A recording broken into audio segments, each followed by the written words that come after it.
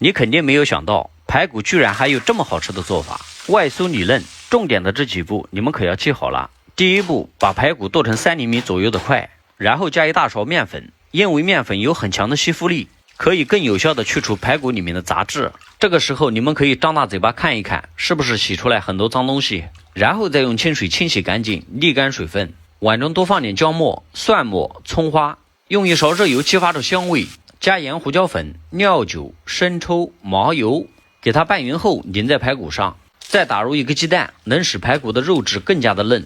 抓拌均匀，腌制20分钟，然后倒入1包小酥肉专用粉，这个粉才是排骨酥脆的关键。它还可以炸小酥肉，切合、藕合都非常的酥脆。最后放1勺油锁住水分。第二步，油温一定要开到5成热，把排骨一块一块的放进去。我每天都在教你们实用的家常菜，麻烦你们帮忙点个小红心鼓励一下嘛，非常感谢。